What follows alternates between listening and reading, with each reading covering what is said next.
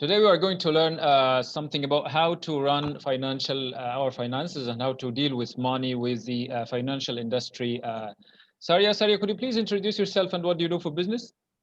Hi there. My name is Saria Rino, and I'm a financial service representative with Primerica. And so what I do is I teach people how money works. Most people try to act like there's like this big secret to how money works and how you can really understand money, but we're here to teach people that it's not that hard, and normal people just like me, and you can understand how money works so we can properly invest and protect our family for the future and actually understand why we're investing and how our money is working for us. And what is Primerica about? Primerica, it's a really good question. So Primerica, we've actually been around since 1977, and we're one of the largest financial service companies in North America, but not a lot of people have heard of us because we don't do any traditional advertising. And so the reason for that is because we decided to redirect that money to putting in better products and services to our clients. And so Primerica's main focus is all about our clients, which is something that resonates with me a lot. But we were actually built on a crusade or an injustice because we only market term life insurance. And when we first started in 1977, Art Williams is the creator of our company. And he actually created Primerica because his dad died prematurely and they had the wrong kind of insurance on their life. And so him and his mom were actually left financially devastated instead of financially prepared because they were expected to get all this money from their life insurance and they ended up getting such a small amount. And he ended up going all to his friends and families and being like, what kind of life insurance do you have? And they all had this whole life cash value life insurance. And he's like, I got to do something about this. Like, you guys are going to be in the same position that, me and my mom are in. And I got to change that. And so we've always kind of been the underdog trying to teach people, what's right, and we do what's right, which is why when we talk about money, we take that educational approach to it because we don't want to, for instance, I used to invest at a bank before I got into this business. And I never understood anything. Like the girl at the bank would be like, oh, I have this fancy chart on the wall. And she'd be like, yeah, this is the market and we're going to invest $25 a month or something. But I had no idea what was going on, like at all. And so I really love the fact that I can actually sit down with people and educate them and them can have an understanding on what's going on. Yeah, that is awesome. So you mentioned running a person's money. What do you need people to understand about running money?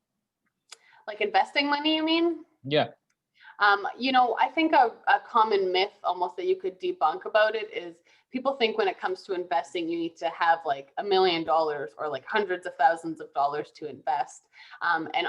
They also think that you're going to lose your money in the markets. So let's squash those myths now. You don't need a lot of money to invest. The minimum amount you need to invest is $25. So I have lots of clients that have started at $25 a month or $25 a week. And then we've slowly raised that as, they see the money come out of their account and they're like, oh, I barely noticed that $25, we can raise it to 50 or 100.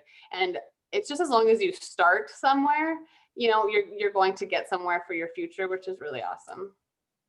And how do you do that? Like you ask persons to invest some money and then like on the long run, you guarantee some kind of benefit. What happens during that span of time? So the way it kind of works is I sit down with a client and I educate them on how the markets work and essentially how we're going to invest your money. So when I talk about investing, we do a diversified portfolio of mutual funds. And so the way we do that is the best way to invest your money and the less likelihood of you to actually lose money. Because if you looked at a mutual fund, it'd almost be like a pizza. There'd be like 6 or 7 different, let's say pizza slices into it. And one little pizza slice would have like 1,000 different companies into it. And there are companies that me and you use today. It's like Amazon, the banks are super profitable. You want to invest in them, just not at them. And so when you look at the whole piece of pizza as a whole, you end up having like over 1,000 companies invested. And so that's how you get the diversified approach. And so even in a downturn, let's say like the coronavirus pandemic in early of this year, all my clients were able to actually grab a very good chunk of that downfall, and it was able to allow their money to grow in the long run. Because all these different funds, when they go up and down, there's also a portfolio manager that we have that watches that money. And so I'm really smart at what I do, but I'm not a portfolio manager smart. And so these people are the complete money masters behind your money. They wake up at 5 a.m. to check the Asia stocks. They wake up again at 7 a.m. to check the Chinese markets. And so this is their whole life. And all they do for you is buy and sell and figure out what's going to be the best way to make yourself money. And their whole entire salary, like 80% of their salary, is based on how much money they make you. So there's a huge pressure on to them. And if they don't make you money, they actually lose their positions. And so with that being said, it's a really safe way to invest your money. Lots of people don't understand the portfolio manager aspect of it, but it's really, really safe. And I just trust them. I'm like, you take your money, you make me money, I'm happy with it. It seems the setting you are describing is very vulnerable and very changeable. Like someone may lose their job because the benefit didn't happen, or something might happen in the market, and then someone loses. What if your customer wakes up in the morning and the whole pizza is gone? What guarantees guarantees do you give them? It is a good question. Now, it is a common, I guess you could say, like, what would you say? Something that is definitely in the back of people's mind. It's a good question to ask. Now, it's not going to happen, because the thing with the markets, you put money into them, and even though like the value of what you put into them will fluctuate. So right now the markets are doing actually really well. So your money should be up, and you should have recovered whatever you lost in the beginning of the year plus more. But with that being said, the actual dollar amount of your money doesn't actually go down. It's just the market value of your money. And so that's a common misconception, that people will look at their, their funds and they're like, oh, I'm down $1,000. But you're actually not. Like, it's actually not possible to lose the money in the market. It just means the value in which they are invested in is down right now. I don't know if that kind of makes sense, but you're not going to lose your money in the stock market unless you invest in a single stock. That's how you lose your money, because all your money is 100% invested in one single stock. And that's why we take that diversified approach, because there's not actually a way that you can lose your money because you're so diversified. Unless all those 1,000 like companies overnight went bankrupt, it's the only way you'd lose your money, but it's not going to happen. Like, I could never see that happening.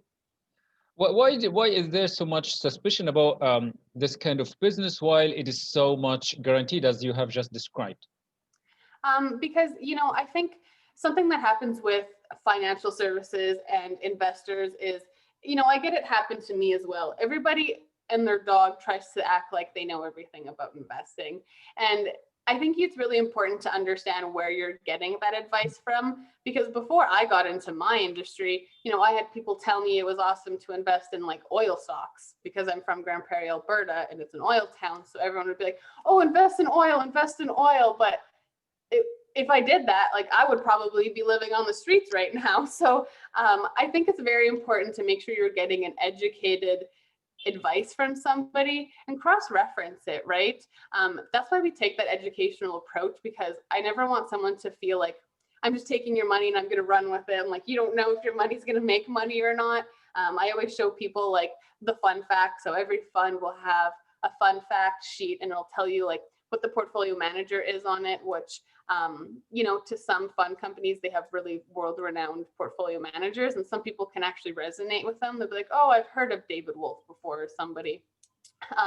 And so I show them, what it's done historically in the last 5, 10, 15 years. And then you can't really make a projection. Like, I can't be like, oh, we're going to guarantee this. But usually we can say, like, comfortably, you will make 9%, which is better than most places. Okay, yeah.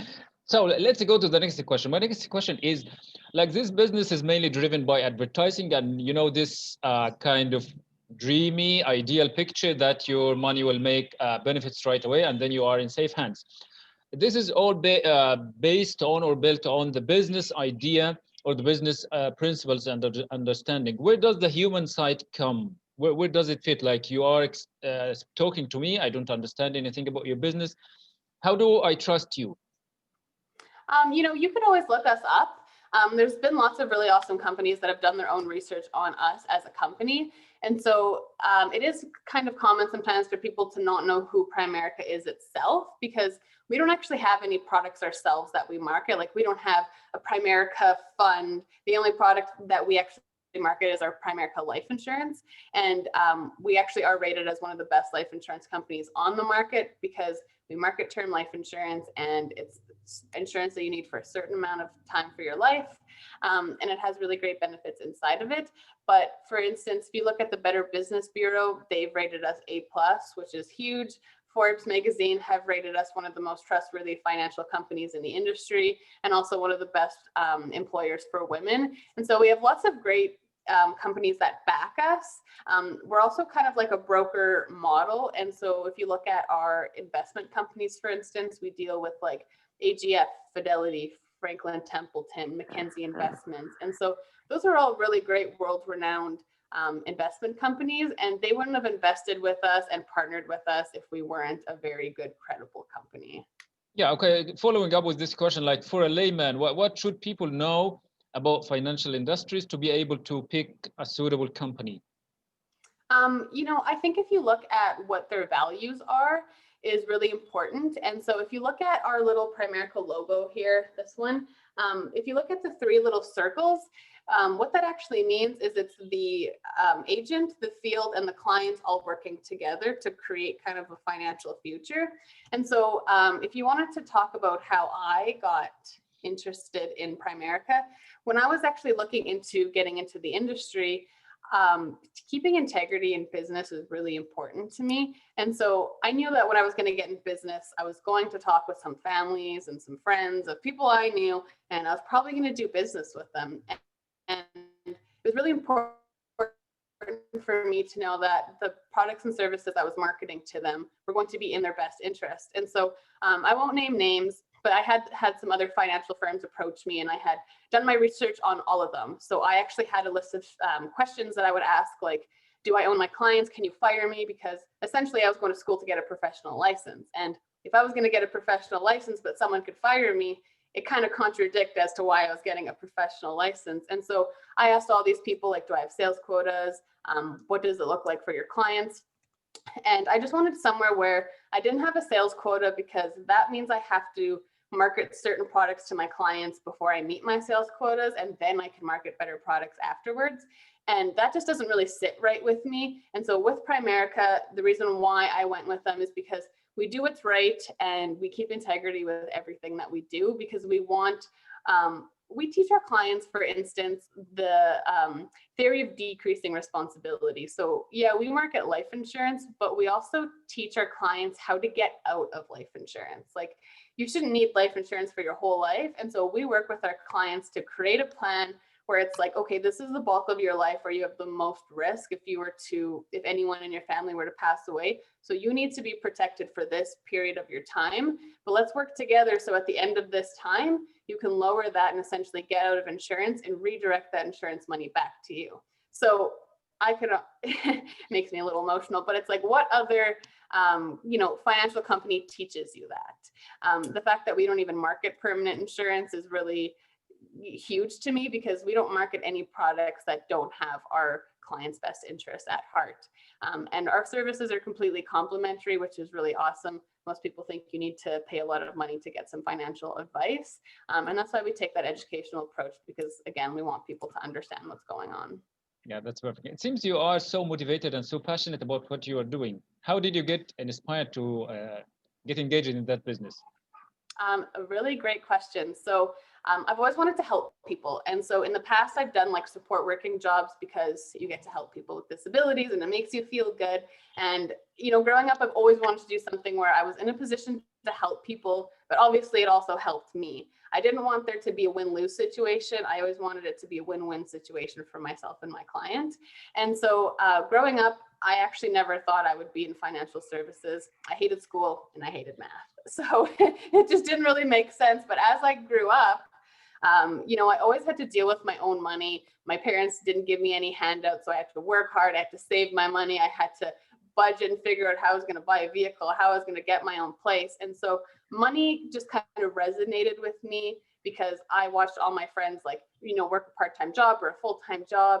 And, whether they got help from their parents or not, they just blew their paychecks. And, they pretty much acted poor for the next 13 days because they blew it all in a day. And I was like, man, like there's got to be a better way.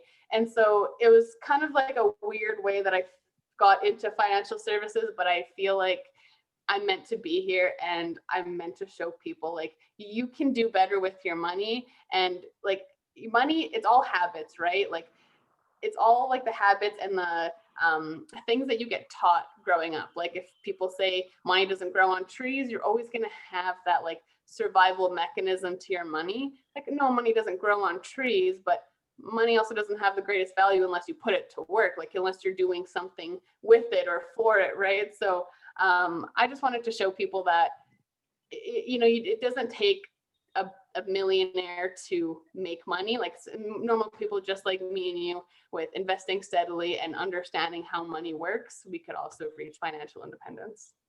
So my next question is like the opposite completely to what we have been discussing so far. Like, where is your biggest failure so far, and what did you learn from it? Oh, really good question. So, I could probably think of a few. But so with my business, I have two different parts to it. So I have like my client side of it, but then I also have like the agency side of it where I can hire people onto my business and I can mentor them to essentially be like me, if you want to grow a business, or even if you just wanted to get a license to have the education and get paid to manage your own money. Some people do that. So in the first few years of my business, I've been in business for almost 5 years now. I was starting to really like, okay, I'm going to build a team. That's going to be so awesome. And at one point I had like 10 people hired, and you have to go through the studying process to get your license in mutual funds and life insurance. And it always kind of, it's like a road bump for some people because it's not always the easiest process, and it's easier just to not do things, right? So at one point I had like 10 people going through the studying process, and I was like, woo, like this is awesome. I'm going to have a team. I love it. And then like they pretty much all quit. And I was like, oh, okay. And so instead of like taking from it and growing, I was like, you know what, I'm just going to focus on me right now. And so I just kind of focus on the client side of things. And like I grew a great business on the client side of things, but now I'm just putting my focus back in team building because I'm like, it's not fun when you don't have a team. I want to be a leader and I want to be able to lead people and teach people. And I actually just hired my first person like a week ago, and she starts class actually like in an hour. And so I'm really, really excited. And I feel like this is finally the time where, I'm going to focus on it and it's going to happen. And I'm not going to maybe take rejection and kind of fail from it. So, yeah. So what is your next big step? My next big step. So right now I have a goal of earning the promotion to what's called a regional vice president in our company, RVP, and it's one of the biggest promotions you get. And once you're an RVP, it pretty much means that you just kind of have like a stable business. You have some people working with you, you have a bit of an agency, you have some license under your team, and then your income potential is better, and just everything gets a little bit better and easier for you. It's almost like you're a nobody, not actually, but you'll feel like you're nobody when you're not an RVP because there's just a better opportunity. Like you have RVP lines where you get like to talk to our people faster, and you're like, I gotta be on hold because I'm not an RVP, So I'm trying to focus on the team building now so I can get that promotion. We have a company convention in July in Atlanta. And it's always been my like dream to walk across stage and get that RVP promotion, to get like a cool plaque that says RVP with your name on it. And like, it's a big deal. So I want that to be on my wall this year. And that's what I'm working towards. That is great. What else would you like to add about financial industry today? What would I like to add? Yeah.